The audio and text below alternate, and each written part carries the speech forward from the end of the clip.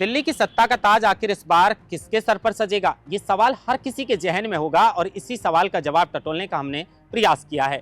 राजस्थान का एक मशहूर सट्टा बाजार, जिसे फलोदी के सट्टा बाजार के नाम से जाना जाता है, इसने दिल्ली विधानसभा चुनाव को लेकर जो आंकड़े जारी किए हैं उसने हर किसी को हैरान कर दिया है। आखिर दिल्ली का ताज इस बार किसके सर पर सजेगा, इस वीडियो में विस्तार से बताएंगे। नमस्कार, आप देख रहे हैं लोकमत हिंदी और मैं हूं आपके साथ महेंद्र बांसरुटा।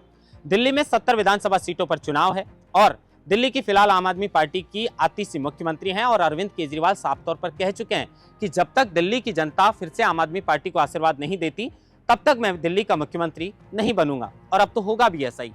जब तक आम आदमी पार्टी को दिल्ली की जनता आशीर्वाद नहीं देती, अरविंद केजरीवाल मुख्यमंत्री नहीं बन सकते। लेकिन अब इस दिल्ली के विधानसभा चुनाव को लेकर सट्टा बाजार क्या कुछ कह रहा है, पहले सट्टा बाजार के बारे में बताते हैं।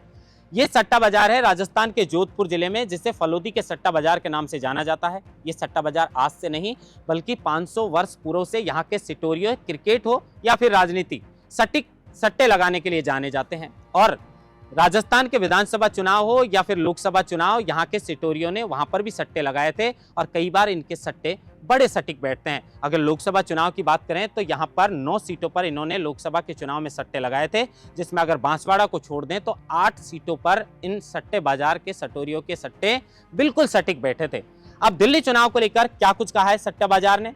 दिल्ली चुनाव की अगर बात करें तो यहाँ पर 70 सीटों पर चुनाव होने जा रहे हैं, जिसमें सत्ता पर वही काबिज होगा जिसको बहुमत का आंकड़ा यानी 36 सीटों पर जीत हासिल होगी।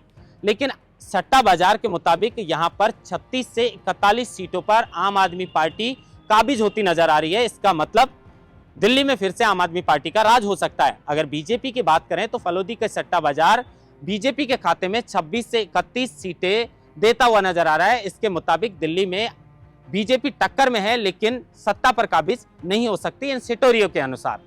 अगर कांग्रेस की बात करें तो बड़ी विडंबना है कि जो धुरी हुआ करती थी कांग्रेस और 3 बार लगातार शीला दीक्षित दिल्ली की मुख्यमंत्री रही थी और कांग्रेस वहां पर सत्ता पे काबिज थी, अब सटोरियों ने वहां पर कांग्रेस को लेकर कोई आंकड़ा जारी नहीं किया है। इससे आप अंदाजा लगा सकते हो कि दिल्ली में कांग्रेस की क्या हालात होगी।